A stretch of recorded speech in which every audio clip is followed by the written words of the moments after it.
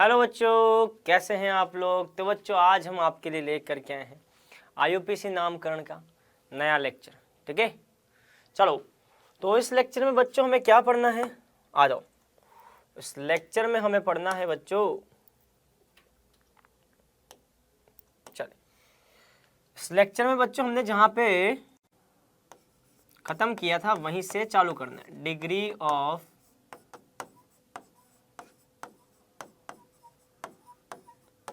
Unsaturation, यहां से हमको पढ़ना है बेटा। ठीक है, आज ही हो जाएगा और इसके बाद हम आएंगे बेटा IUPSE नामकरण, और उसके बाद हम चालू करेंगे बेटा क्या, IUPSE नामकरण। ठीक है, चलो थोड़ा सा देख लेते हैं क्वेश्चन जो दिए थे। चलो ए के अंदर CH3 CH CH3 CH3, ठीक है, 1 डिग्री 2 डिग्री और 3 डिग्री। क्या बोला है, 1 डिग्री 2 डिग्री 3 डिग्री हाइड्रोजन परमाणुओं की संख्या। चलो देखो बेटा, ये 1 डिग्री वाला, ये 1 डिग्री वाला और ये 1 डिग्री वाला है ना। कितने हो गए, 3 + 3 6, 6 + 3 9। 1 डिग्री वाले हाइड्रोजन कितने हो गए बेटा, 9 हो गए। ठीक है, चलो ये कौन सा है, 3 डिग्री वाला। कौन सा है बेटा, 3 डिग्री वाला।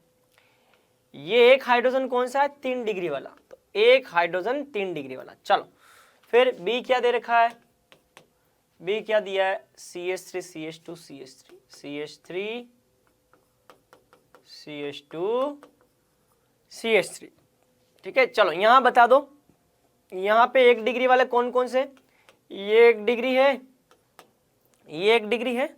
ठीक है, और ये जो 1 डिग्री वाला है वो 3 और 3 6 हाइड्रोजन 1 डिग्री वाले। ठीक है, चलो अब ये कौन सा है, ये बता दो कौन सा बेटा ये। अरे जल्दी लाइव चैट में लिखते जाओ, कौन सा है, 2 डिग्री है कार्बन। 2 डिग्री पे कितने हाइड्रोजन है, 2। तो यहाँ पे क्या लिखोगे बेटा, 2 डिग्री में 2 हाइड्रोजन। 3 डिग्री है क्या, नहीं है, क्रॉस कर दो। यहाँ पे 2 डिग्री है क्या, नहीं है, क्रॉस कर दो। चलो सी, आ जाओ सी में क्या है बेटा, CH3 CH2 CH2 CH3, ये दे रखा है। चलो ठीक है, तो जल्दी बता दो यहाँ पे 1 डिग्री वाला कौन सा, ये क्या 1 डिग्री है, होगा ना 1 डिग्री। चलो ये वाला क्या, ये 1 डिग्री है, हाँ बिल्कुल होगा। अच्छा ये क्या, ये 2 डिग्री है, अरे ये क्या है 2 डिग्री, ये क्या, ये 2 डिग्री, 2 डिग्री है। चलो तो 1 डिग्री वाले कितने बेटा, 3 और 3 6, तो 1 डिग्री वाले 6। चलो 2 डिग्री वाले कितने बेटा, 2 और 2 4, तो 2 डिग्री वाले 4, और 3 डिग्री यहाँ पर नहीं है, 3 डिग्री यहाँ पर नहीं है। तो ऐसे करना बेटा, इतना आसान कुछ भी नहीं है, बहुत सिंपल है, नोट कर लो जल्दी से। हो गया, चलो आते हैं अगले प्रश्न पे। अगला प्रश्न दिया था मैंने आपको ये, चलिए क्या लिखा है, समचक्रीय विषम चक्रीय एलिसाइक्लिक और एरोमेटिक। ठीक है, चलो ए की बात करते हैं। ए वाले का आंसर क्या होगा बताओ बेटा, समचक्रीय है या विषम चक्रीय। देखो समचक्रीय है या विषम चक्रीय, भाई ये कार्बन है, ये कार्बन है, कार्बन कार्बन कार्बन का सारे परमाणु कार्बन, समचक्रीय। अरे बहुत बढ़िया, समचक्रीय। चलो चलो एलिसाइक्लिक और एरोमेटिक क्या होगा, बेंजीन नहीं है, बेंजीन ये है बेटा, ये बेंजीन है, ये क्या है, ये बेंजीन है, वो बेंजीन नहीं है। अगर कोई बेंजीन है तो क्या है बेटा, बेंजीन क्या होता है बेटा, एरोमेटिक। लेकिन ये बेंजीन नहीं है, और जो बेंजीन नहीं है वो क्या होता है बेटा, एलिफेटिक। क्या होता है बेटा, एलिफेटिक। चलो बहुत अच्छी बात है, एलिफेटिक। और अगर कोई एलिफेटिक भी है और चक्रीय, अगर कोई एलिफेटिक भी है और चक्रीय भी है, देखो ये एलिफेटिक भी है और ये चक्रीय भी है, एलिफेटिक प्लस चक्रीय, तो क्या हो जाएगा बेटा, ये एलिसाइक्लिक, क्या हो जाएगा, एली चक्रीय, या इसको क्या बोलते हैं, एलिसाइक्लिक, क्या हो जाएगा बेटा, एलिसाइक्लिक। अच्छा, संतृप्त असंतृप्त बताओ, संतृप्त है या असंतृप्त बताओ, संतृप्त है या असंतृप्त, संतृप्त है भैया, क्या हो जाएगा, संतृप्त, चलो संतृप्त, बहुत बढ़िया। चलो अब आ जाओ बेटा बी पे, चलो बी क्या है, बी एरोमेटिक है, क्यों एरोमेटिक है, क्योंकि बेंजीन है, बेंजीन हमेशा क्या होता है, एरोमेटिक। चलो फिर समचक्रीय और विषम चक्रीय, चलो कार्बन है, कार्बन है, कार्बन है, कार्बन है, कार्बन है, कार्बन है, सभी बंधु कौन है, कार्बन कार्बन कार्बन कार्बन, सारे परमाणु कार्बन, मतलब कि क्या हो जाएगा, समचक्रीय, सारे परमाणु कार्बन। चलो इसमें हो गया संतृप्त और असंतृप्त, देखो कार्बन कार्बन के बीच में द्विबंध, कार्बन कार्बन के बीच में द्विबंध, कार्बन कार्बन के बीच में द्विबंध, जहां द्विबंध वो क्या होता है बेटा, असंतृप्त, क्या होता है, असंतृप्त। चलो सी की बात करते, आ जाओ सी की बात करते, बताओ सी क्या है, समचक्रीय या विषम चक्रीय, बताओ बताओ बताओ, सी क्या है, समचक्रीय विषम चक्रीय, जल्दी बताओ, सी क्या है, समचक्रीय विषम चक्रीय। एक परमाणु carbon carbon carbon carbon carbon, लेकिन ये ऑक्सीजन है, मतलब कि एक परमाणु भी अगर अलग हुआ तो क्या हो जाएगा, विषम चक्रीय। चलो एलिसाइक्लिक और एरोमेटिक, चलो एलिसाइक्लिक एरोमेटिक, एरोमेटिक तो नहीं है, क्यों, क्योंकि ये बेंजीन नहीं है, अगर कोई बेंजीन और बेंजीन जैसा नहीं है तो वो एरोमेटिक नहीं है, क्या हो जाएगा, एलिसाइक्लिक, क्या हो जाएगा, alicyclic, aliphatic plus cyclic, alicyclic.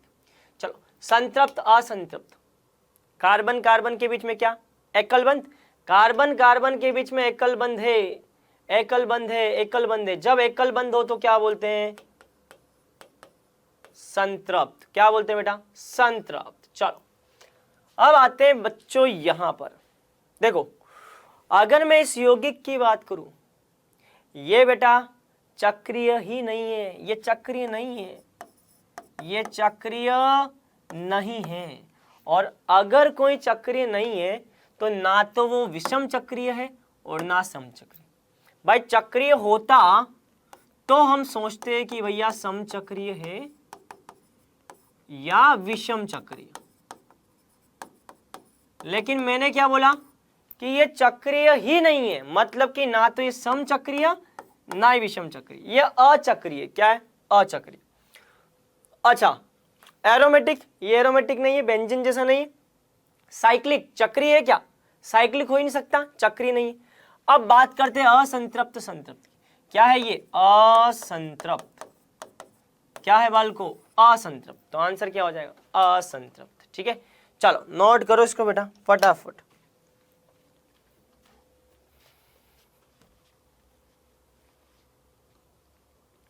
Note कर लो बेटा।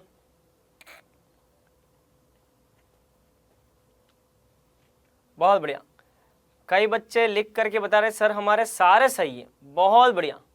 हाँ ऐसे ही क्वेश्चन नीट में आएंगे, ठीक है, ऐसे ही क्वेश्चन नीट में आएंगे, बहुत बढ़िया बेटा। इधर देखो, इधर देखो बाल को, बी वाला एरोमेटिक कैसे हो, इधर देखो बेटा, बेंजीन की बच्चों दो तरह की संरचना बना सकते हो, सभी बच्चे यहाँ देखेंगे, सभी बच्चे यहाँ देखेंगे, ठीक है बेटा। बेंजीन की दो तरह की संरचना संभव है, एक तो ये होती है या दूसरी होती है बेटा ये वाली। मेरी बात समझ में आ रही है आपको मैं क्या बोल रहा हूं, बेंजीन की दो संरचनाएं संभव है, बेंजीन की दो संरचनाएं संभव है।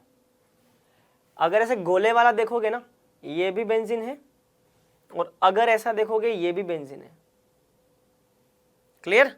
तो अब इन दोनों में से आपको कोई भी दिखे ना तो आप समझ जाना क्या दे रखा है बेटा, बेंजीन दे रखा है, क्या दे रखा है, बेंजीन। ठीक है, सुनना है। अब क्वेश्चन दिमाग में आता है कि सर ऐसा क्यों, सर ऐसा क्यों, ये भी बेंजीन है और ये भी बेंजीन है, ऐसा क्यों, हम कैसे मान लें। इसका जवाब आपको मिलेगा, आपको वेट करना होगा, प्रतीक्षा करनी होगी, समय आने पर इसका जवाब दिया जाएगा कि ये वाली संरचना ये क्यों है और ये वाली संरचना ये क्यों है। ठीक है, थोड़ा सा वेट करो, अभी कुछ समय के लिए ध्यान रख लो, ये और ये एक ही कंपाउंड बेंजीन के संरचना है, बस ध्यान रख लो आप। ठीक है, चलो अच्छा, और क्या डाउट है बताओ? और क्या डाउट है? सर सी वाला संतृप्त कैसे है? सी वाला संतृप्त कैसे? बेटा सी में एक बात बताओ, सी वाला संतृप्त कैसे? सभी बच्चे इधर देखेंगे, आप मुझे बताओ सी के अंदर, सभी बच्चे इधर देखें, सी के अंदर कार्बन कार्बन के बीच में डबल बॉन्ड है क्या? ये बताओ, सी के अंदर कार्बन कार्बन के बीच में डबल बॉन्ड है क्या? जल्दी बताओ, क्या सी के अंदर कार्बन कार्बन के बीच में डबल बॉन्ड या ट्रिपल बॉन्ड, द्विबंध या त्रिबंध कुछ भी आपको दिख रहा है? अगर द्विबंध या त्रिबंध नहीं है, एकल बंध है, ये एकल बंध, ये एकल बंध, एकल बंध, एकल बंध, जब भी एकल बंध हो तो ऐसा यौगिक क्या होता है बेटा? संतृप्त। क्या है? संतृप्त। ठीक है, चलो और बताओ, और क्या डाउट है? बताओ और क्या डाउट है, जल्दी से दिखा दो थोड़ा। क्या डाउट है? सर डी वाला एलिफेटिक नहीं हो सकता। हाँ बिल्कुल बिल्कुल, डी वाला एलिफेटिक है, सही है, डी वाला एलिफेटिक है। और क्या डाउट है बताओ? बिल्कुल सही, डी वाला एलिफेटिक है। ठीक है बेटा, आप एक बार फिर ढंग से देखें, आपको पीडीएफ मिला है, अभी मैंने चेक कर लिया, मैंने अपनी टीम से बात की है और मैंने देखा है कि आपको पीडीएफ मिल गया। ठीक है, चलो और कोई डाउट है बता दो। सब क्लियर? आगे बढ़े? अरे आगे बढ़े क्या? आगे बढ़े, यस थम्स अप वगैरह दिखाओ कुछ यार, ऐसे ढीले ढाले बैठे हुए हो।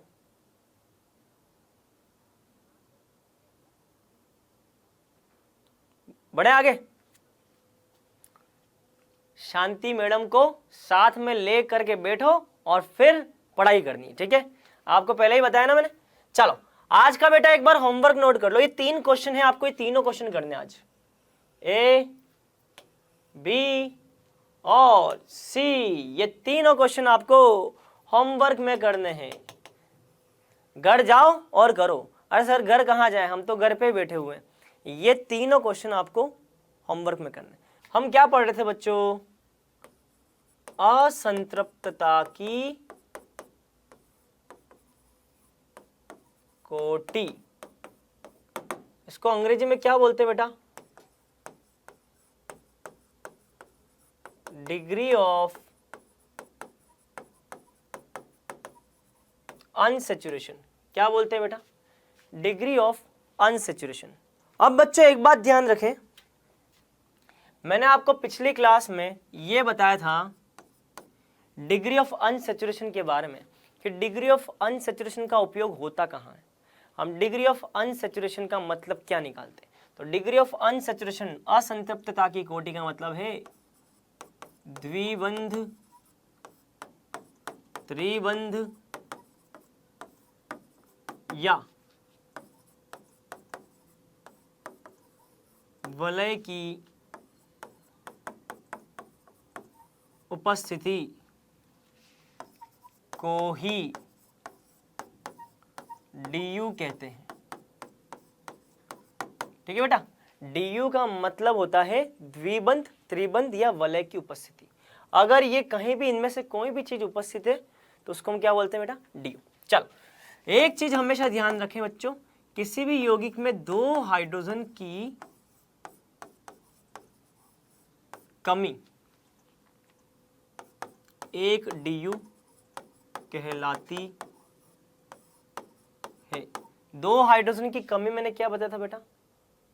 1 DU कहलाना। ठीक है, ठीक है। अब देखो मैंने आपसे ये बात बोली थी कि जैसे CH3, CH2, CH2, CH3, ठीक है, पहला कार्बन, दूसरा, तीसरा, चौथा। मैंने आपसे क्या बात बोली बेटा? पहला और दूसरा कार्बन, पहला और दूसरा कार्बन। यहां से एक हाइड्रोजन हटा दो यहां से एक हाइड्रोजन हटा दो, कितने हाइड्रोजन, 2 हाइड्रोजन हटा दो।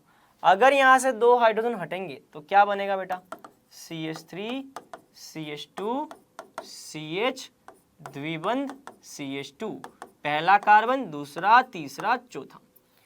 यदि पहले कार्बन और दूसरे कार्बन से हाइड्रोजन को हटा दो, 2 हाइड्रोजन, 2 हाइड्रोजन की कमी मतलब कितना DU बेटा, 1 DU।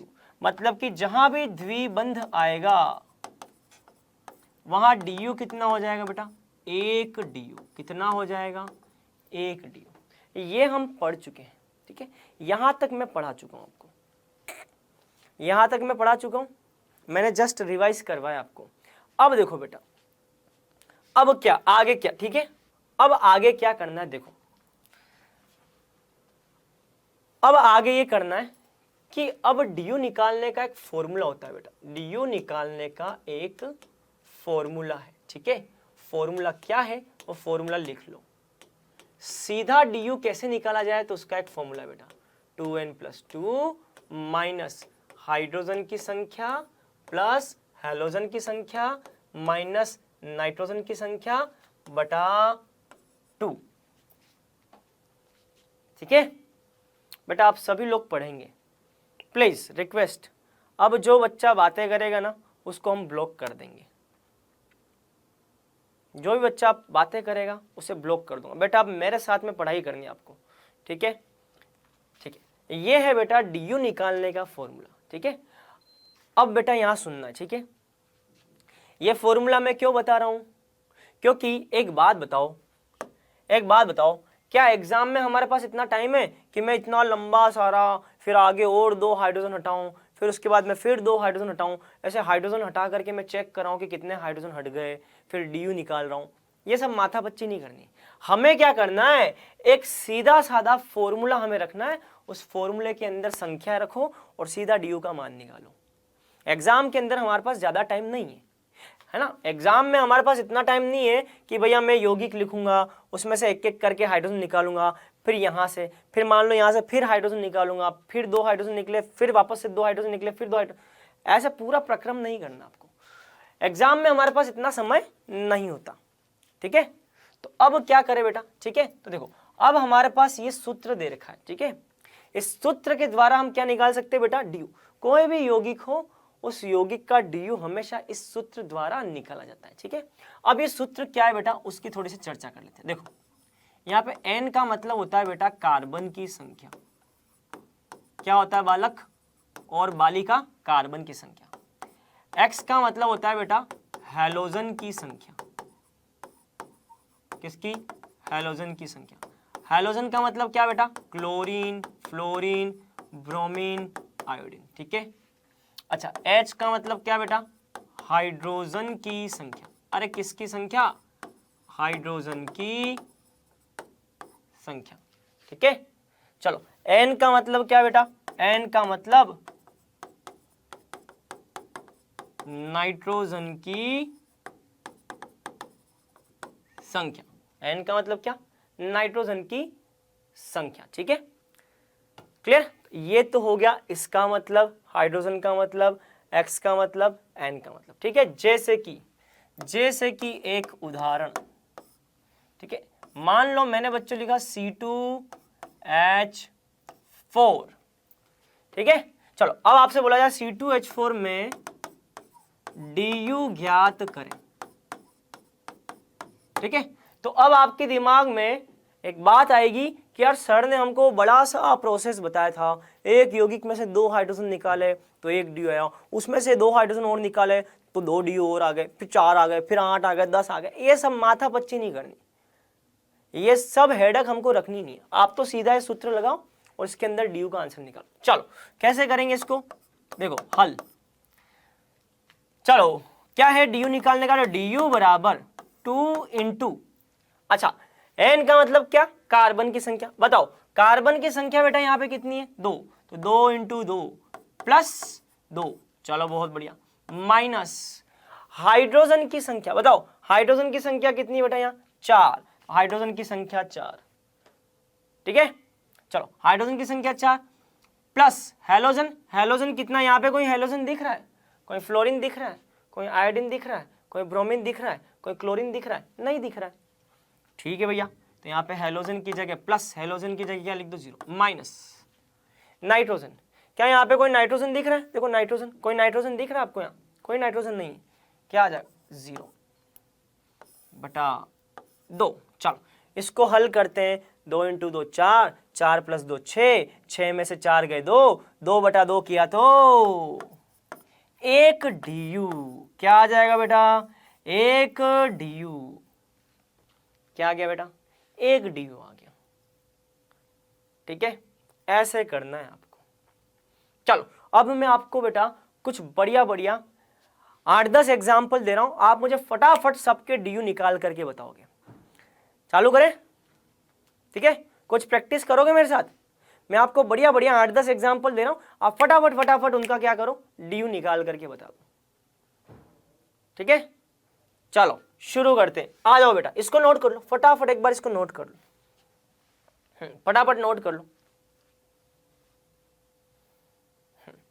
नोट कर लिया? आ जाओ। चलो चलो अब मुझे जल्दी से DU कैलकुलेट करके बताएं। चलो पहला लिखो बेटा C4H10, दूसरा C4H6, तीसरा C6H6, चौथा C4H10Cl, पांचवा C3H8O, छठा C3H6O, सातवां आप लिखिए यहाँ पे C2H3N। ठीक है, CH3CN। ठीक है ठीक है ठीक है ठीक है ठीक है ठीक है। चलो फिर 8वां लिखिए बच्चों यहाँ पे आप, ठीक है, C8H8। 9वां लिखिए आप यहाँ पे, ठीक है ठीक है, 9वां आप यहाँ पे लिख लीजिए C4H8O2। चलो ये कर लो बेटा, यहाँ तक कर लो, यहाँ तक कर लो बेटा। फॉर्मूला है हमारे पास, फॉर्मूला क्या है बेटा? DU निकालने का फॉर्मूला है 2n+2 माइनस हाइड्रोजन की संख्या प्लस हेलोजन की संख्या माइनस नाइट्रोजन की संख्या बटा 2। ठीक है, बस ये सूत्र है। इस सूत्र में कार्बन की संख्या रखो, हाइड्रोजन की संख्या रखो, हेलोजन है तो हेलोजन की संख्या रखो, नाइट्रोजन की संख्या रखो, बटा 2 करो, आंसर आ जाएगा। करो, समय दे रहा हूं मैं आपको 1 मिनट का।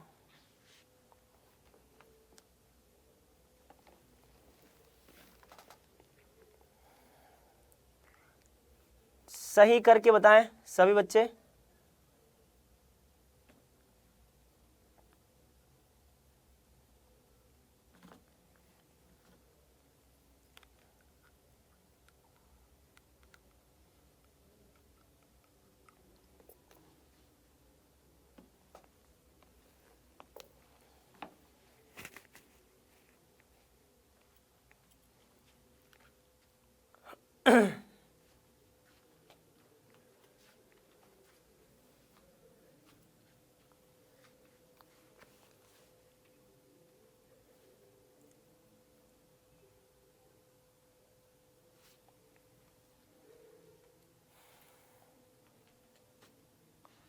यार आपको करना कुछ भी नहीं है, फॉर्मूला दे रखा है, फॉर्मूले में n कार्बन का मान रखो, H हाइड्रोजन की संख्या रखो, हेलोजन की संख्या रखो, नाइट्रोजन की संख्या रखो और आंसर निकालो।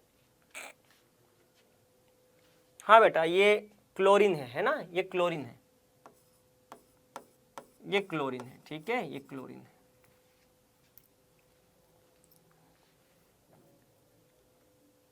बेटा मैं 10 बार बता चुका हूँ, n का मान सभी में सेम नहीं है। n का मतलब होता है कार्बन की संख्या। अलग अलग यौगिकों में कार्बन की संख्या कितनी है देखो ना, वो रखो आप उसमें।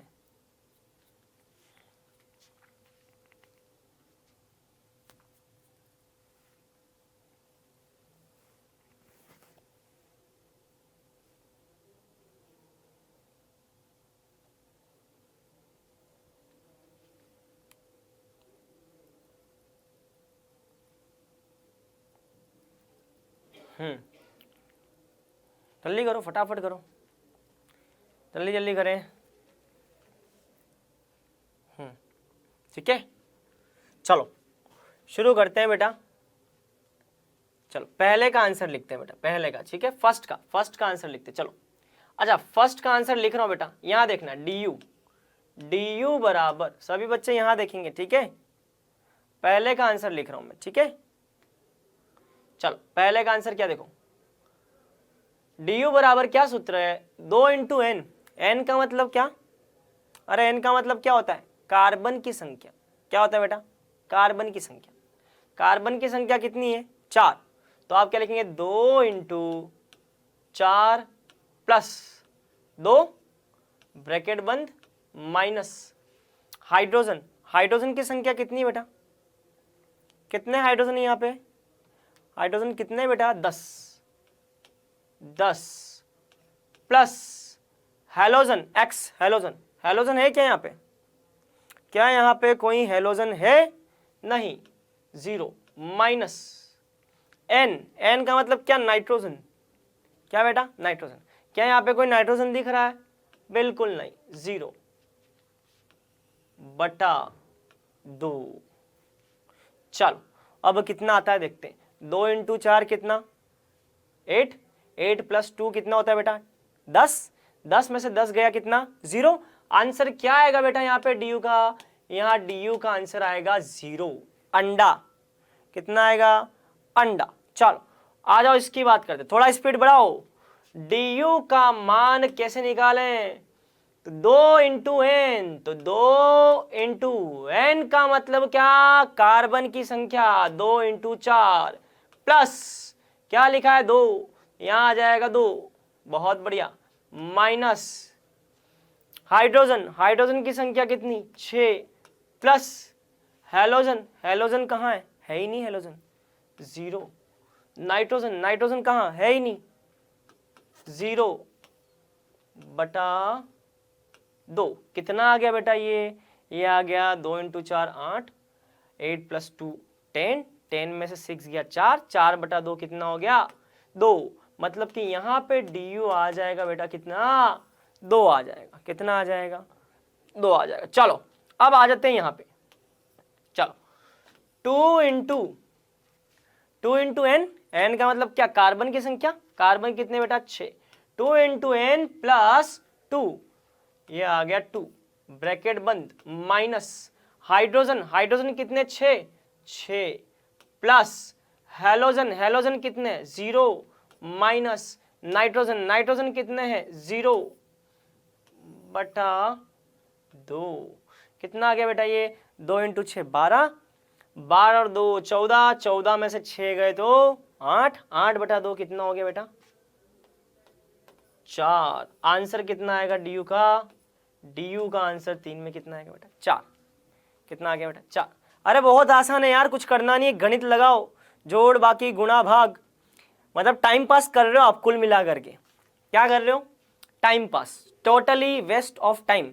अगर इस फॉर्मूले को भी मुझे बताना पड़ा ना, तो इसका मतलब आपकी जिंदगी बेकार है। क्या है बेटा, बेकार। अगर इस फॉर्मूले के अंदर मान को रख करके उसमें जोड़ बाकी गुणा भाग ये भी अगर मुझे करना पड़ा, तो हमारा इस दुनिया में आना व्यर्थ है।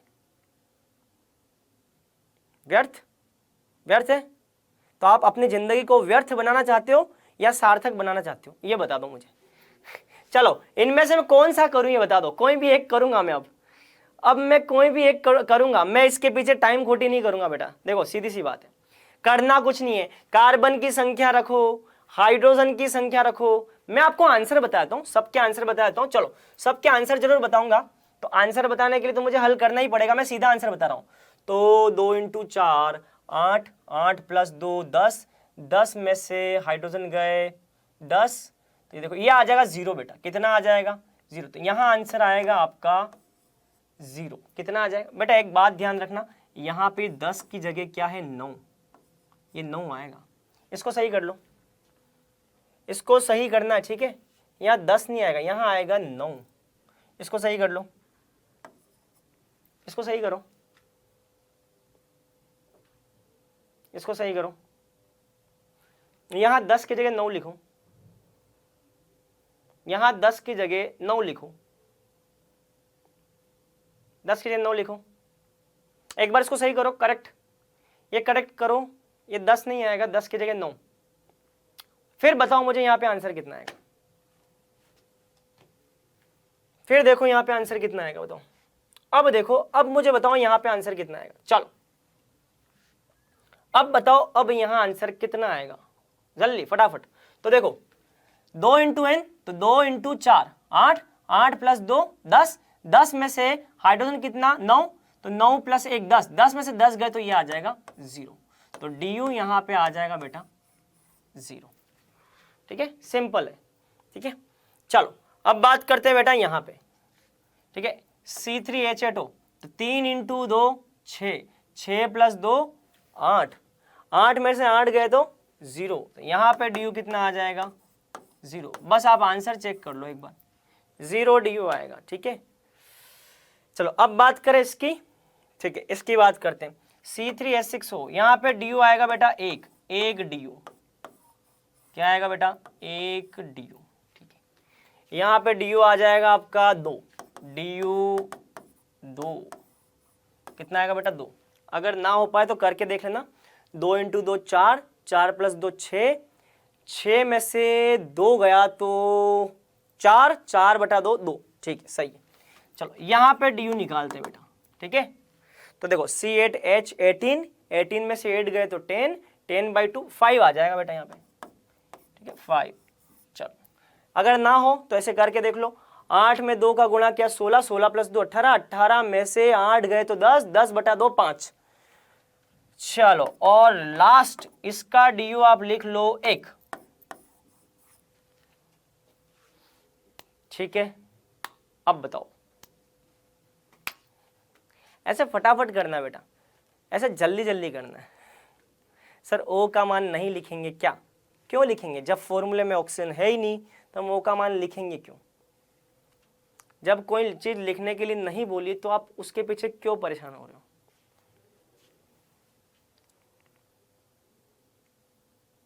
मैं आपसे ये बोल रहा हूं कि जब ऑक्सीजन का मान रखने की जरूरत नहीं है तो आप उसके पीछे परेशान क्यों हो रहे हो। क्या फॉर्मूले में ऑक्सीजन का मान रखने के लिए बोला गया आपको, मुझे हाँ और ना में जवाब दें। क्या फॉर्मूले के अंदर कहीं भी ऑक्सीजन है, ये बताओ। क्या फॉर्मूले में कहीं पे भी ऑक्सीजन लिखा है मैंने बेटा, नहीं लिखा है ना, तो बस नहीं लिखा है तो नहीं रखना है मान। समझ में आया। अगर ऑक्सीजन नहीं लिखा हुआ है तो हमको परेशान नहीं होना है, नहीं रखना है उसका मान बस। हाँ, अगर ऑक्सीजन नहीं है तो छोड़ दो उसको, उसके पीछे मत पड़ो, छोड़ दो, जरूरत नहीं है ऑक्सीजन की। क्लियर क्लियर, अरे स्पष्ट। चलो अब आते हैं बेटा आगे की। अब हम आज स्टार्ट कर रहे हैं बेटा IUPAC नामकरण। ठीक है, चलो ठीक है, स्टार्ट करें। अब यही है हमारे चैप्टर का नाम। बेटा प्लीज थोड़ा सा अपने अंदर गट्स लाइए, चीजों को अपने लेवल पे करने की। ठीक है, थोड़ी शक्ति लेके आइए। जिन्होंने पूरे बना लिए बहुत अच्छी बात है, मतलब कि वो मेरी बातों को ढंग से सुन रहे हैं। और जो पूरे नहीं बना पाए हैं वो प्लीज अच्छे से वीडियो को सुनो। कुछ नहीं करना है यार, एन का मान रखना है, हाइड्रोजन का मान रखना है, हेलोजन का मान रखना है और आंसर निकालना है। ठीक है, क्लियर। चलो अब आते हैं बेटा IUPAC नामकरण। किस पे आते हैं, IUPAC नामकरण। ठीक है, पूरा ध्यान बेटा यहाँ पे लगाना है। ठीक है, पूरा ध्यान यहाँ पे। चलो सभी बच्चे यहाँ। अच्छा, IUPAC का फुल फॉर्म बताता हूँ। कुछ बच्चे पहले दिन से ही परेशान हो जाते हैं, सर IUPAC का फुल फॉर्म उनको पता होता है फिर भी ऐसे पूछते हैं, मजा आता है उनको। International union for pure and applied chemistry, मुझसे इसकी हिंदी कोई ना पूछना, ठीक है। हाँ, क्योंकि इसका फुल फॉर्म किसी भी एग्जाम में नहीं आएगा, ठीक है बेटा। इसका फुल फॉर्म किसी भी एग्जाम में नहीं आएगा, तो मुझसे इसकी हिंदी कोई मत पूछना। अब ये मत बोलना कि सर इसका हिंदी भी बता दो, ठीक है। इसका हिंदी किसी भी एग्जाम में नहीं आएगा। IUPAC का फुल फॉर्म लिख करके बताएं, कहीं नहीं आएगा, ठीक है, ठीक है। चलो अब बच्चों एक बात ध्यान रखें, पुराने जमाने में क्या था बेटा, मैंने आपको पहले ही बताया था, पुराने टाइम में क्या था कि पुराने समय में क्या था, कुछ 50, 60 या 100 ऑर्गेनिक कंपाउंड थे, तो उनके नाम याद रखना बहुत आसान था, क्योंकि 50, 60, 100 कंपाउंड ही थे, इतने ही यौगिक थे, सबके नाम हमने याद रख ली, ठीक है, 100 लोगों के नाम याद रख ली, ठीक है। लेकिन जैसे जैसे विकास होता गया, खोज होती गई, तो अब सारे यौगिकों के नाम याद रख पाना बहुत मुश्किल था, सारे यौगिकों के नाम याद रख पाना बहुत मुश्किल था। तो अब क्या करें, तो अब वैज्ञानिकों ने क्या किया, एक संस्था बनाई। उस संस्था का नाम आप सामने देख रहे हो, IUPAC। ये IUPAC संस्था क्या करती थी बेटा, ये IUPAC संस्था जो नए नए यौगिक मार्केट में आते गए, जिनकी खोज होती गई, तो उसके हिसाब से इन्होंने क्या किया, इन्होंने कुछ निश्चित नियम बनाए, रूल्स बताए, कुछ कानून बनाए, उन कानून का पालन करते हुए, उन नियमों का पालन करते हुए, उन रूल्स का पालन करते हुए यौगिकों का नामकरण करना चालू कर दिया। तो नियमों के अनुसार जब यौगिकों का नाम करना चालू किया, तो किसी भी प्रकार का यौगिक आ जाए, मान लो मैं किसी यौगिक को नहीं जानता हूं, तो लेकिन उसका नामकरण करने का अगर मेरे पास कोई तरीका है, तो उसको नहीं देखने के बाद में भी मैं उसको नामकरण उसका कर सकता हूं, ठीक है। मैं नहीं जानता हूं, पहली बार कोई यौगिक मुझे दिया गया, तो अगर मेरे पास कुछ रूल्स हैं, तो उन रूल्स का फॉलो करते हुए, उन रूल का पालन करते हुए, उन नियमों का पालन करते हुए मैं क्या कर सकता हूं बेटा, उस किसी भी यौगिक का मैं IUPAC नामकरण कर सकता हूं। तो मेरे लिए आसानी हो गई, क्या हो गई बेटा, मेरे लिए आसानी हो गई, सारे यौगिकों का नाम याद रखने की जरूरत नहीं है, क्योंकि जब भी कोई नया यौगिक आएगा तो मेरे पास कुछ निश्चित नियम है, उन नियमों के आधार पर मैं उस यौगिक का क्या कर लूंगा, नामकरण कर लूंगा, ठीक है। चलो अब बच्चों इसमें क्या करते हैं, ठीक है, ठीक है, इधर ध्यान देना बेटा, ठीक है, हाँ ठीक है, इधर ध्यान देना। IUPAC कौन बनाया था, मेरे दादाजी। अब पढ़ ले, आ जाओ, ठीक है। IUPAC कौन बनाया, अरे यार तुम्हें एक बात बताओ, तुम्हें फालतू बातों से क्या मतलब है बताओ। मेरे दादाजी ने बताया IUPAC, अब किसी को कोई मतलब बताओ, मेरे दादाजी परदादा उन्होंने मिल करके IUPAC बना दिया, अब बताओ खुश, क्या रखा है यार, IUPAC किसने बनाया। आप तो मुद्दे की बात सुनो, हमारे काम की बात सुनो और आगे बढ़ जाओ। IUPAC किसने बनाया, सर हम तब कहाँ थे, हम भी तो बना सकते हैं, हाँ बना सकते हो, तुम तो कुछ भी कर सकते हो, दुनिया के सबसे बड़े वैज्ञानिक हो तुम, है ना। चलो इधर देखना है बेटा, ठीक है। ये भी पूछ लो सर IUPAC सर कौन से सन में आया, अभी पूछ लेंगे, ठीक है। सर IUPAC का निर्माण कौन से सन में किया गया, नहीं आता है मुझे, अब पढ़ लो यहाँ पे। चलो देखो बेटा, अब यहाँ पे क्या है ना, देखो कोई भी यौगिक होता है ना, जैसे मान लो मैंने आपके सामने ये यौगिक लिखा बेटा, ठीक है, ऐसा CH2 CH CH2 CH CH3, बेटा यहाँ ध्यान देना, ठीक है, CH2 CH CH2 CH3 CH2 CH CH CH3, ऐसा बड़ा सा कोई यौगिक लिखा, ठीक है।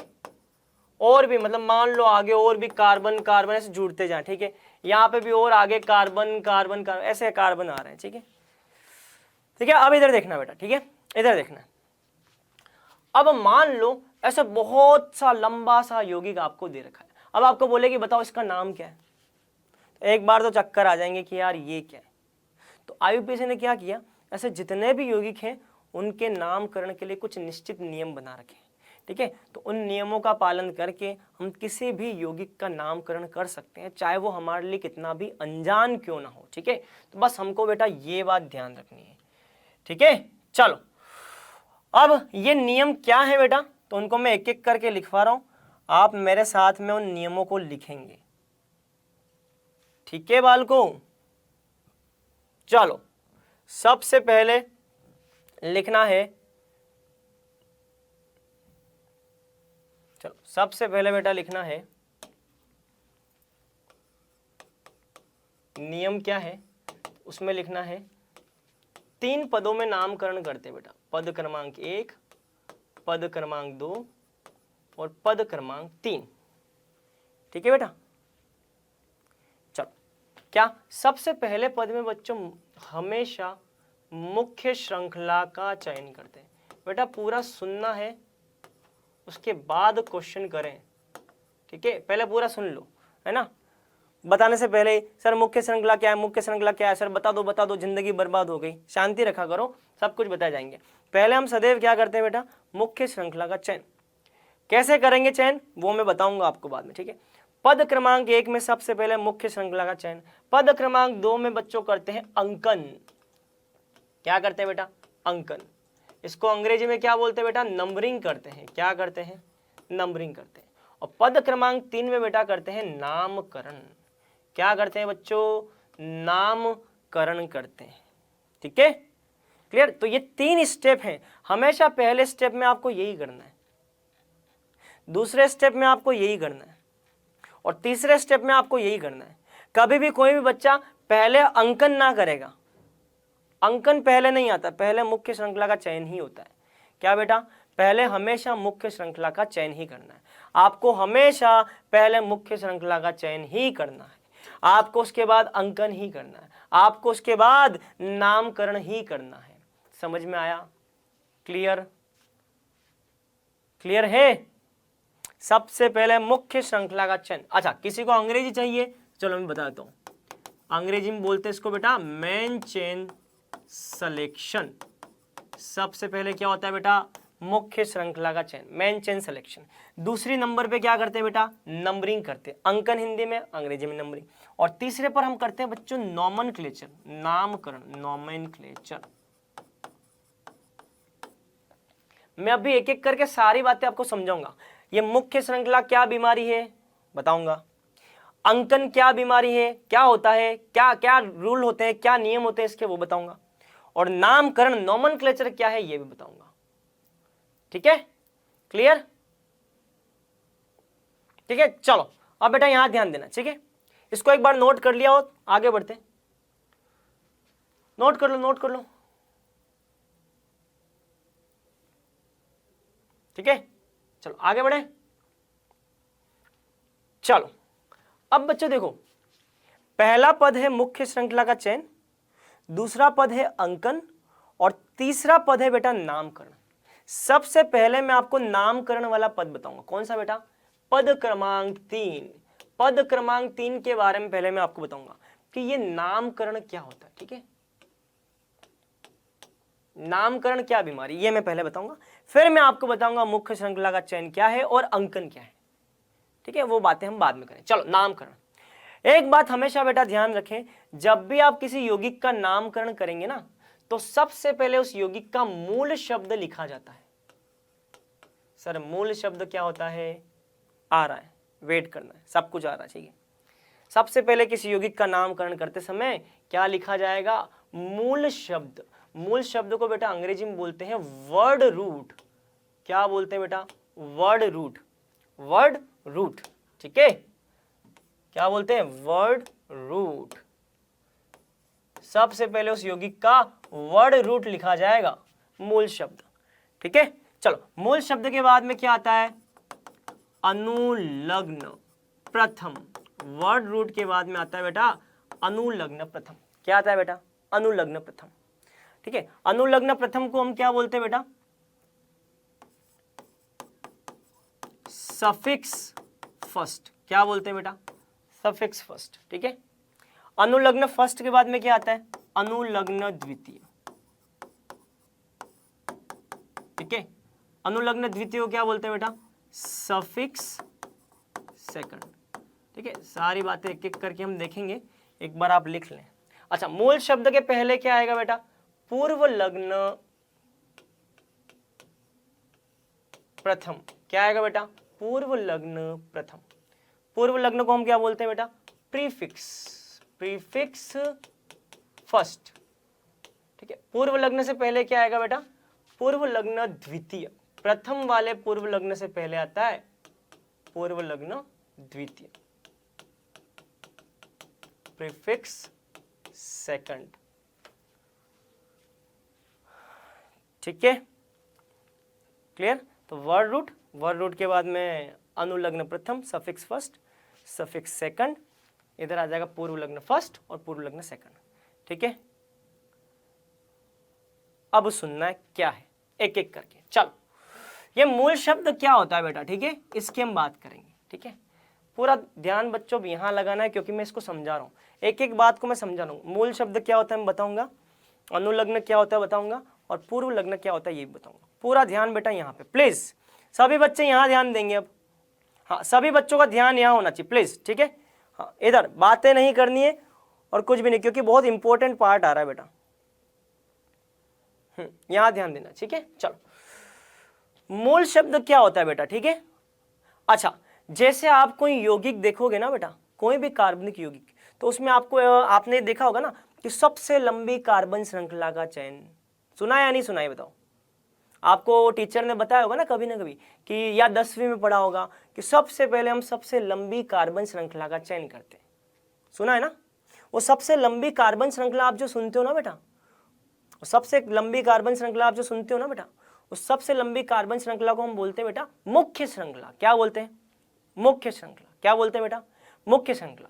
अब मान लो उस सबसे लंबी कार्बन श्रृंखला जिसको आप बोल रहे हो मुख्य श्रृंखला, उसमें मान लो एक कार्बन है, तो एक कार्बन के लिए मूल शब्द आपने बच्चों सुना होगा मेथ होता है। क्या होता है बेटा? मेथ होता है। ठीक है, अब मान लो आपने जो सबसे लंबी कार्बन श्रृंखला चुनी उसमें मान लो 2 कार्बन है। अगर 2 कार्बन है तो 2 कार्बन के लिए मूल शब्द आपने बेटा सुना होगा एथ सुना होगा। ठीक है, चलो, अगर मान लो सबसे लंबी कार्बन श्रृंखला में कार्बन 3 है तो आपने इसके लिए मूल शब्द सुना होगा बेटा प्रोप सुना होगा। क्या सुना होगा? प्रोप सुना होगा। अगर मान लो सबसे लंबी कार्बन श्रृंखला में 4 कार्बन है तो इसके लिए आपने बेटा ब्यूट सुना होगा। 5 है तो इसके लिए बेटा आपने पेंट सुना होगा। 6 है तो इसके लिए आपने बेटा हेग्स सुना होगा। 7 है इसके लिए आपने बेटा हेप्ट सुना होगा। 8 है तो 8 के लिए बेटा ऑक्ट सुना होगा, ऑक्ट। 9 है, 9 के लिए हम सुनते हैं बेटा क्या?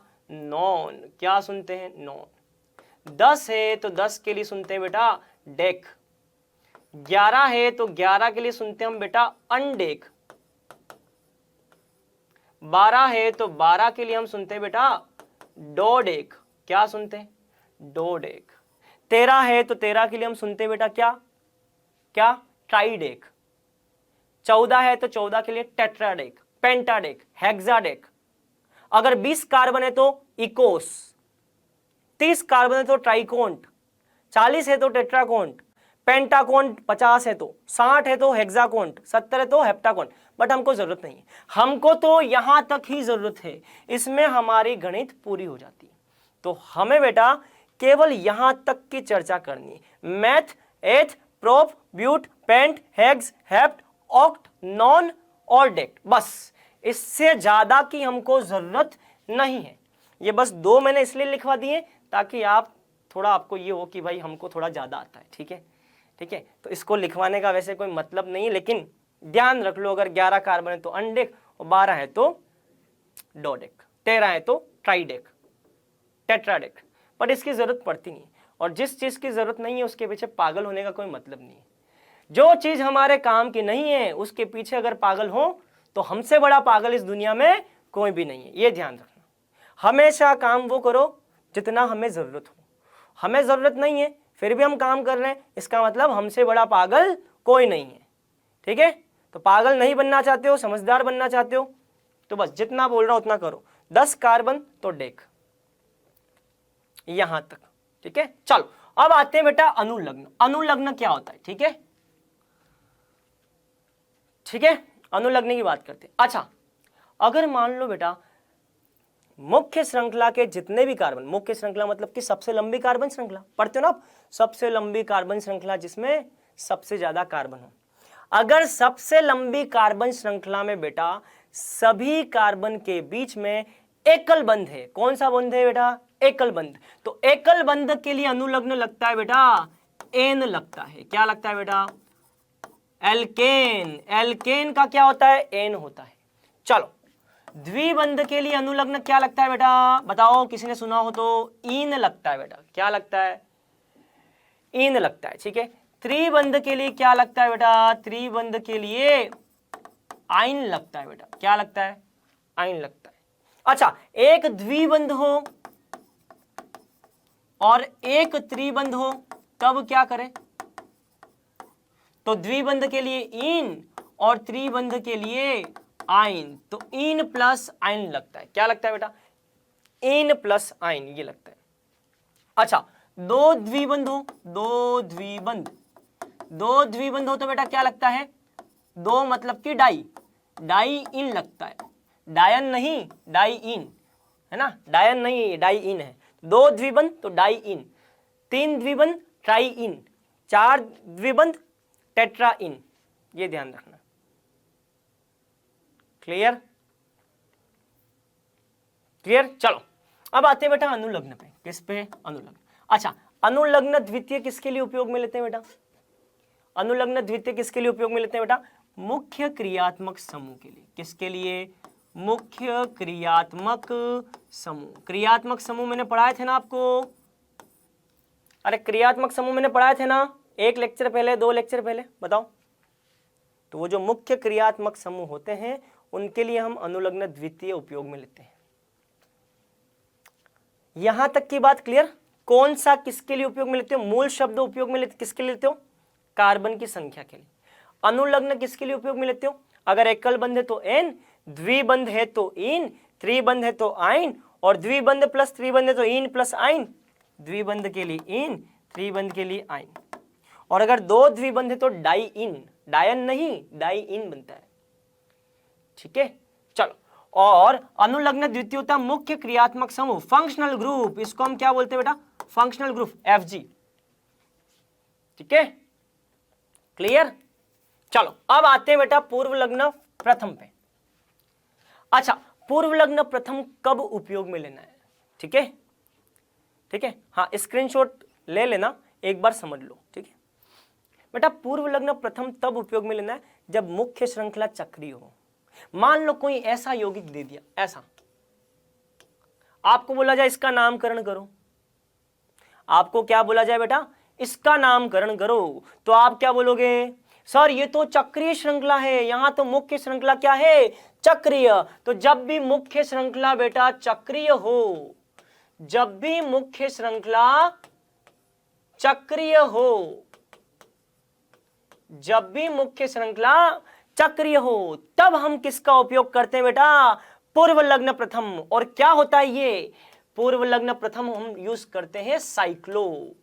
क्या उपयोग करते हैं बेटा, साइक्लो। क्या उपयोग करते हैं बेटा, साइक्लो।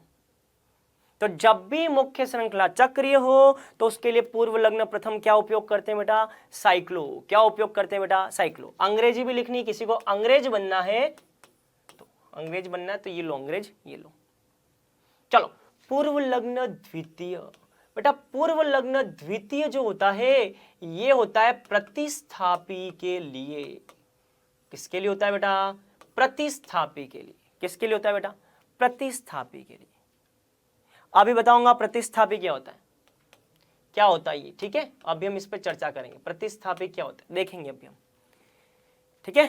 चलो अब पूरा ध्यान इधर देना बेटा, ठीक है। अभी मैं समझा रहा हूं, देखो बेटा इसका नाम होता है बेटा, इधर देखना बच्चों, ठीक है, एक बार इधर देखना है। अभी कोई भी मुझे ये ना पूछे कि सर इसका नाम ये हमने कैसे लिखा, अभी समझो, पूरी बात को समझना है। देखो देखो इसमें कितने कार्बन है बच्चों, यहां देखना है कितने कार्बन, 1 2 3 4 5 6, 6 कार्बन है। 6 कार्बन के लिए मूल शब्द क्या आता है बेटा, हेक्स आता है। तो देखो ये क्या है, देखो ये क्या है, इसे हम बोलते हैं बेटा मूल शब्द। हेक्स को क्या बोलते हैं बेटा, मूल शब्द। चलो प्लस हेक्स के बाद में क्या लिखा है बेटा, एन। क्या लिखा है, एन। एन का मतलब क्या होता है, मूल शब्द के पीछे अनुलग्न। अनुलग्न एकल बंध के लिए एन, यहाँ पे सारे क्या है, एकल बंध। तो यहाँ पे ये मूल शब्द के पीछे क्या आएगा बेटा, अनुलग्न प्रथम। क्या आएगा बेटा, अनुलग्न प्रथम। अनुलग्न प्रथम क्या है बेटा, यहाँ पे एन। क्या है बेटा, एन। तो हेक्स के पीछे जो एन लगा हुआ है वो क्या है, अनुलग्न प्रथम। क्यों? क्योंकि अगर एकल बंध हो तो एन लगता है। चलो, मूल शब्द के पहले क्या आएगा, पूर्व लग्न प्रथम। क्या आएगा बेटा, पूर्व लग्न प्रथम। देखो, मूल शब्द के पहले पूर्व लग्न प्रथम कब उपयोग में लेंगे, जब मुख्य श्रृंखला चक्रीय हो। चक्रीय है, क्या उपयोग लेंगे, साइक्लो। तो ये क्या आ जाएगा, पूर्व लग्न प्रथम साइक्लो। क्या आ जाएगा बेटा, पूर्व लग्न प्रथम साइक्लो। समझ में आया? समझ में आया? यहां पे कोई भी क्रियात्मक समूह नहीं है। देखो बेटा, क्या यहाँ पे कोई क्रियात्मक समूह है? क्या यहाँ पे कार्बोक्सिलिक अम्ल है? नहीं है। क्या यहाँ पे अल्कोहल है? नहीं है। क्या यहाँ पे डबल बॉन्ड है? नहीं है। क्या यहाँ पे एस्टर है? नहीं है। क्या यहाँ पे कीटोन है? नहीं है। क्या यहाँ पे एल्डिहाइड है? नहीं है। यहाँ पे कोई भी क्रियात्मक समूह नहीं है। अगर क्रियात्मक समूह नहीं है तो अनुलग्न द्वितीय नहीं आएगा, इसीलिए यहाँ पे अनुलग्न द्वितीय नहीं है। समझ में आया? यहाँ पे अनुलग्न द्वितीय क्यों नहीं लिखा, क्योंकि यहाँ पे क्रियात्मक समूह नहीं है। समझ में आया? क्लियर? चलो, अब हम बात करते हैं पूर्व लग्न द्वितीय की। पूर्व लग्न द्वितीय नहीं है। देखो, पूर्व लग्न प्रथम तो है लेकिन पूर्व लग्न द्वितीय नहीं है। यहाँ पे पूर्व लग्न क्या आता है, पूर्व लग्न द्वितीय वो नहीं है, मतलब कि प्रतिस्थापी यहाँ पर नहीं है। प्रतिस्थापी का मतलब क्या होता है, देखो बेटा, इधर देखना बच्चों, अभी स्क्रीनशॉट लेंगे हम, इधर देखना। मान लो मैंने लिखा यहां पे ये, ठीक है। अब देखो, मुख्य श्रृंखला कौन सी बेटा, चक्रीय। मान लो ये मुख्य श्रृंखला चक्रीय, ठीक है। मैंने आपको बोला ना कि 6 कार्बन वाली सबसे ज्यादा कार्बन, ये रही मुख्य श्रृंखला, चक्रीय श्रृंखला। अब ये बाहर क्या निकली हुई बेटा, बाहरी शाखा। ये बाहरी शाखा निकली हुई है। बाहरी शाखा को हम बच्चों पार्श्व शाखा भी बोलते हैं। क्या बोलते हैं बेटा, पार्श्व शाखा। पार्श्व शाखा को ही बेटा क्या बोलते हैं, प्रतिस्थापी। क्या बोलते हैं बेटा, प्रतिस्थापी। यहां पे प्रतिस्थापी क्लोरीन है, लेकिन क्या यहां पे कोई बाहरी शाखा है, यस और नो। क्या यहां पर कोई बाहरी शाखा है, यस और नो। जल्दी बता दो, क्या यहां पर कोई भी शाखा लगी हुई है, क्या यहां पे कोई शाखा है ऐसे, या ये ऐसे ऐसे ऐसे कोई शाखा दिख रही है, कोई दिख रही शाखा? यहां पे कोई भी शाखा नहीं है। अगर बाहरी शाखा नहीं है, यहां पे ये बाहरी शाखा नहीं है, ये बाहरी शाखा नहीं है, बाहरी शाखा नहीं है, प्रतिस्थापी नहीं है। और प्रतिस्थापी अगर नहीं है तो पूर्व लग्न द्वितीय नहीं आएगा। क्लियर? ये होता है बेटा इसमें सब कुछ। अब थोड़ा सा हम प्रतिस्थापी को और समझेंगे, ठीक है। अभी मैंने प्रतिस्थापी पूरा नहीं समझा, थोड़ा मैं और बताऊंगा इसमें। यहां तक की बात समझ में आई, ये बता दो, यहां तक की बात क्लियर? यहां तक की बात क्लियर? क्लियर? अब देखो, मैं अभी आपको पद क्रमांक 3 समझा रहा हूं। मैं अभी आपको क्या समझा रहा हूं बेटा, हमारे पास 3 पद है, नामकरण के 3 पद है। पहला पद मुख्य श्रृंखला का चयन, दूसरा पद अंकन, और तीसरा पद क्या है, नामकरण। अभी मैं पहला और दूसरा पद नहीं समझा रहा हूं, वो आएगा। अभी मैं तीसरा समझा रहा हूं, तीसरे को मैंने पूरा समझा दिया। नाम ऐसे लिखना है किसी भी यौगिक का आपको, ठीक है। चलो, अभी इस तीसरे वाले पद नामकरण में अभी हमको इसको थोड़ा और समझना पड़ेगा। आओ चलो, प्रीफिक्स पूर्व लग्न या इसको समझते। आ जाओ, एक काम करो, पहले इसका स्क्रीनशॉट ले लो, जल्दी से स्क्रीनशॉट ले लो फटाफट। चलो, अभी मैं आपको बेटा प्रतिस्थापी समझाने वाला हूं। क्या? प्रतिस्थापी, ठीक है बेटा, क्लियर? चलो, प्रतिस्थापी के लिए बेटा क्या उपयोग करते हो, क्या लिखा है देखो, प्रतिस्थापी के लिए पूर्व लग्न द्वितीय आता है। प्रतिस्थापी का हमेशा हम बेटा क्या उपयोग करते हैं, पूर्व लग्न द्वितीय। सभी बच्चे यहां देखेंगे, ठीक है, यहां देखना है। अब देखो बच्चों, अलग अलग प्रकार के प्रतिस्थापी होते हैं। मान लो यदि प्रतिस्थापी क्लोरीन है, मान लो यदि प्रतिस्थापी क्लोरीन है, Cl है, तो इसके लिए पूर्व लग्न क्या लिखते हैं बेटा, क्लोरो। क्या लिखते हैं बेटा, क्लोरो। क्या लिखते हैं बेटा, क्लोरो। चलो, अगर मान लो फ्लोरीन है बेटा, क्या, फ्लोरीन मतलब कि F, इसके लिए क्या लिखते हैं बेटा, फ्लोरो लिखते हैं। क्या लिखते हैं बेटा, फ्लोरो लिखते हैं। मान लो ब्रोमीन है बेटा, क्या, ब्रोमीन, Br, तो इसके लिए क्या लिखते हैं बेटा, ब्रोमो लिखते हैं। क्या लिखते हैं बेटा, ब्रोमो लिखते हैं। ठीक है, मान लीजिए बेटा आयोडीन है, क्या बेटा, आयोडीन। ठीक है, आयोडीन, आयोडीन मतलब कि आई, इसके लिए बच्चों आयोडो लिखते हैं। क्या लिखते हैं, आयोडो। समझ में आया, आयोडो लिखते हैं। चलो और क्या प्रतिस्थापी और क्या हो सकते हैं। अच्छा, अगर मान लो बच्चों NO2 है, NO2, अगर मान लो कहीं NO2 संरचना लगी हुई है, ऐसी संरचना, तो इसका नाम क्या होता है, इसको हम लिखते हैं नाइट्रो। क्या लिखते हैं बेटा, नाइट्रो। इसका नाम भी नाइट्रो है और इसके लिए पूर्व लग्न भी नाइट्रो होता है। ठीक है, चलो अगर मान लो बेटा कहीं प्रतिस्थापी ये लगा हुआ NO, ठीक है, ऐसा लगा हुआ है, इसको हम बोलते हैं बेटा नाइट्रोसो। क्या बोलते हैं बेटा, नाइट्रोसो। इसके लिए पूर्व लग्न लगता है नाइट्रोसो। क्या लगता है बेटा, नाइट्रोसो। ठीक है, चलो फिर अगर मान लो बेटा यहां पे आपको दे रखा है N2+, ठीक है, ये दे रखा है, तो इसको हम बोलते हैं बेटा डायाएजो। ठीक है, डाइएजो। क्या बोलते हैं बेटा इसको, डाइएजो। क्या बोलते हैं बेटा इसको, डाइएजो। ठीक है, मान लो आपको कहीं दे रखा है CH3 प्रतिस्थापी। CH3 को बेटा क्या बोलते हैं, मेथिल प्रतिस्थापी। क्या बोलते हैं, मेथिल। मान लो बेटा कहीं आपको दे रखा है C2H5, 2 कार्बन वाला, 2 कार्बन वाले इस प्रतिस्थापी को एथिल बोलते हैं। क्या बोलते हैं बेटा, एथिल। ये सुना होगा ना, मेथिल तो सुना होगा सबने, मेथिल तो सुना होगा, एथिल भी सुना होगा, मेथिल, एथिल। ठीक है, अच्छा हाँ एक बात और, कोई बच्चा बोल रहा है कि सर इसको याद करने पड़ेंगे। ज़रूरत नहीं है, मैं आपको पढ़ाऊंगा अपने आप याद हो जाएगा। मैं आपको जब पढ़ाऊंगा ना अपने आप याद हो जाएगा, आपको याद करने की बिल्कुल ज़रूरत नहीं है। मैं बोल रहा हूँ आपको याद करने की बिल्कुल ज़रूरत नहीं है, मस्ती से आप तो बस समझने का काम करो, ये सारे के सारे आपको याद हो जाएंगे, ज़रूरत नहीं है। ठीक है, क्योंकि मैं आपको जब पढ़ाऊंगा ना तो बार बार मैं चीज़ों को लिखवाऊंगा, आपको याद हो जाएगा। प्रैक्टिस करोगे याद हो जाएगा, दिक्कत नहीं आएगी। चलो चलो और क्या, चलो क्लोरो, फ्लोरो, ब्रोमो, आयोडो, ये हो गया। चलो एक इसमें बेटा होता है OCH3। ठीक है, इधर देखना बेटा OCH3, इसको क्या बोलते हैं, तो देखो CH3 को क्या बोलते हैं, मेथिल। देखो CH3 को क्या बोलते हैं, मेथिल। मेथिल है ये, मेथिल प्लस ऑक्सी, इसको क्या बोलते हैं, मेथिल प्लस ऑक्सी, तो ये हो जाएगा मेथोक्सी। क्या हो जाएगा बेटा, मेथोक्सी हो जाएगा। ठीक है, चलो इसी प्रकार से C2H5, C2H5 का मतलब क्या, C2H5 मतलब कि एथिल, तो एथिल प्लस ऑक्सी, तो ये हो जाएगा एथोक्सी। क्या हो जाएगा बेटा, एथोक्सी। एथोक्सी, मेथोक्सी, ये सब क्या है बेटा, प्रतिस्थापी। क्या होते हैं बेटा, प्रतिस्थापी। ठीक है, क्लियर। आप ये ध्यान रखें, प्रतिस्थापी का मतलब होता है पार्श्व शाखा।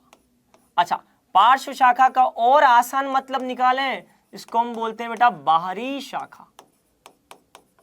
क्या बोलते हैं बेटा, बाहरी शाखा। क्या बोलते हैं बेटा, बाहरी शाखा बोलते हैं। स्पष्ट, क्लियर।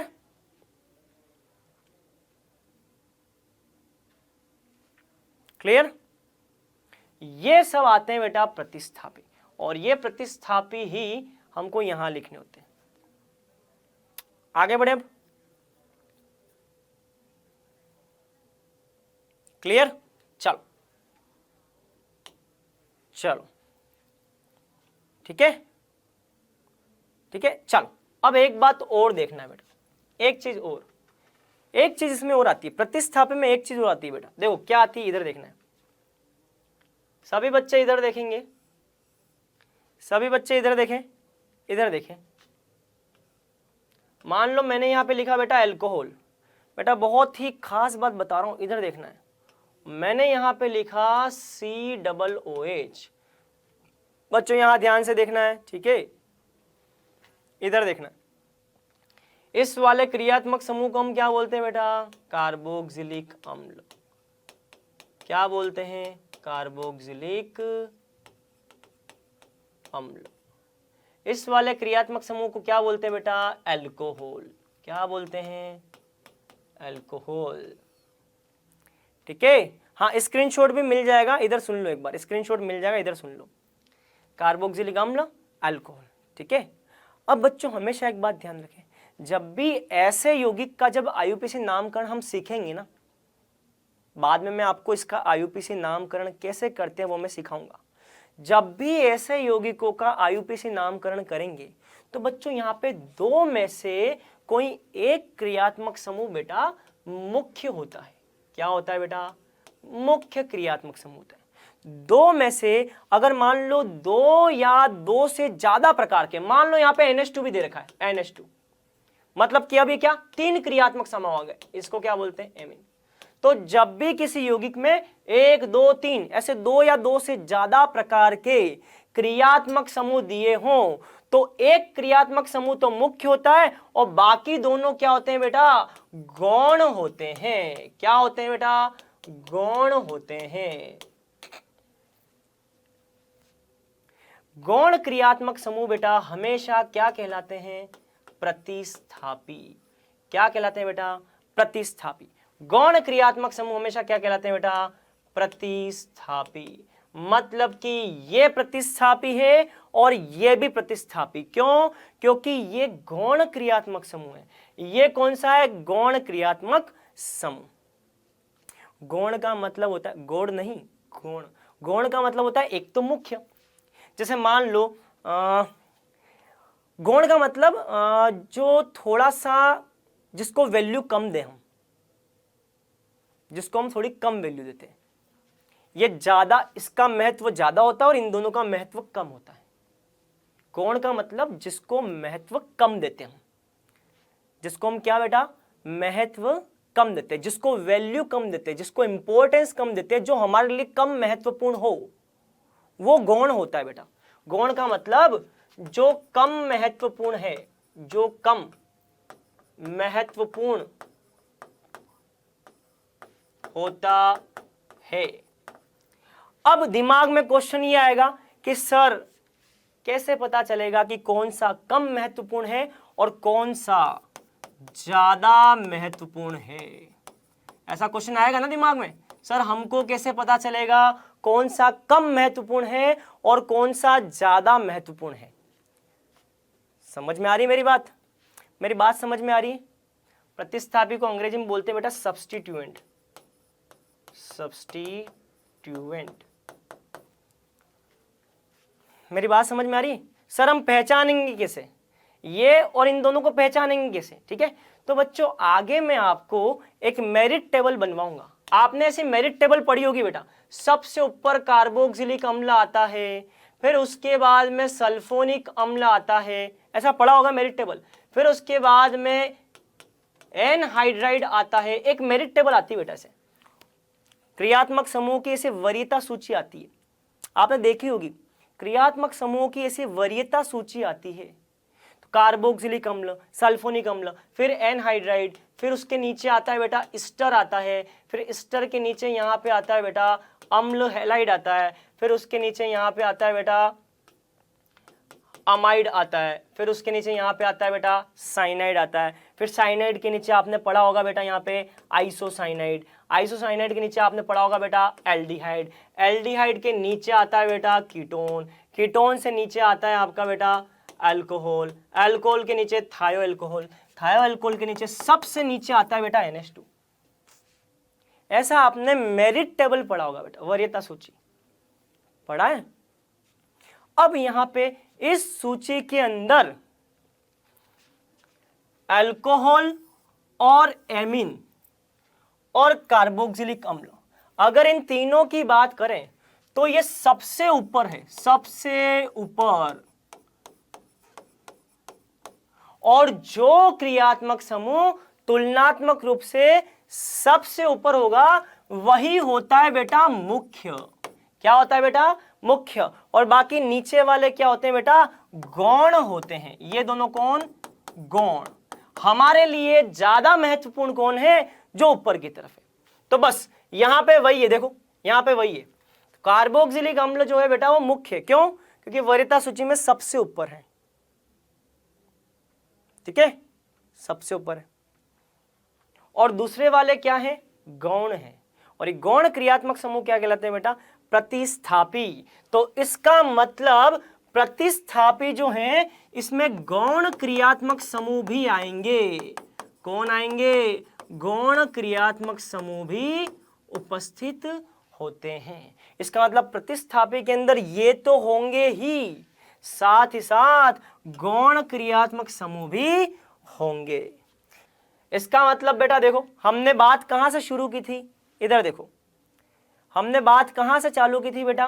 पूर्व लग्न द्वितीय से। यहां सुनना है बेटा, हमने बात की शुरुआत की थी यहां से।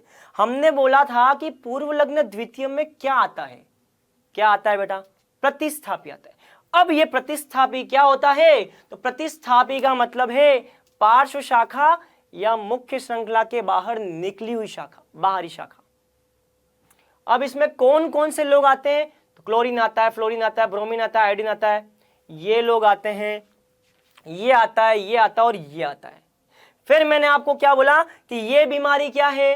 गौण क्रियात्मक समूह। क्या? तो मैंने आपको ये बताया, देखो ये बताया कि जब भी किसी यौगिक के अंदर 1, 2, 3 ऐसे बहुत सारे क्रियात्मक समूह हो तो उसमें से एक सबसे ज्यादा महत्वपूर्ण होता है और बाकी जो लोग होते हैं वो क्या होते हैं? गौण होते हैं। फिर मैंने आगे क्या बताया? हमें कैसे पता चलेगा कि कौन मुख्य है और कौन गौण है?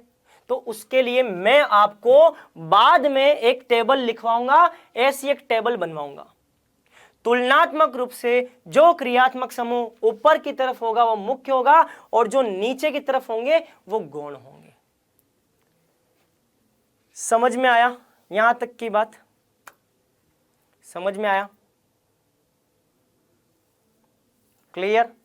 मैंने जो बोली बात वो आपको समझ में आई? ये बताओ। ठीक है, फिर से मैं बता रहा हूं। मैंने अभी बेटा आपको क्या बताया? इधर देखना, सभी बच्चे यहां देखें। मैंने आपको ये बोला, आज मैंने क्या पढ़ा है बेटा? आईयूपीसी नामकरण। आईयूपीसी नामकरण में मैंने आपको बताया कि किसी भी यौगिक का जब आईयूपीसी नामकरण करोगे तो 3 पद होते हैं बेटा। पहला मुख्य श्रृंखला का चयन, दूसरा अंकन और तीसरा होता है नामकरण। सबसे पहले हम किसको समझने का प्रयास कर रहे हैं? नामकरण को। जब भी किसी यौगिक का नामकरण करोगे मतलब कि पद क्रमांक 3, तो ऐसे नामकरण करना है। सबसे पहले मूल शब्द लिखा जाएगा। मूल शब्द क्या होता है? तो कितने कार्बन मुख्य श्रृंखला में है। मान लो 5 कार्बन है तो पेंट, 6 कार्बन है तो हेक्स। ये होता है मूल शब्द। अनुलग्न क्या होता है? तो सभी कार्बन के बीच में कौन सा बंध है। अगर एकल बंध है तो एन, द्विबंध है तो इन, त्रिबंध तो आइन। ये सारा होता है अनुलग्न फर्स्ट। अनुलग्न द्वितीय क्या होता है? मुख्य क्रियात्मक समूह, गौण नहीं मुख्य। यहां मैंने क्या लिखा है देखो, मुख्य क्रियात्मक समूह, गौण नहीं मुख्य बेटा, मुख्य क्रियात्मक समूह। यहां पे गौण नहीं आएगा। गौण कहां आएगा? गौण क्रियात्मक समूह प्रतिस्थापी में आएगा।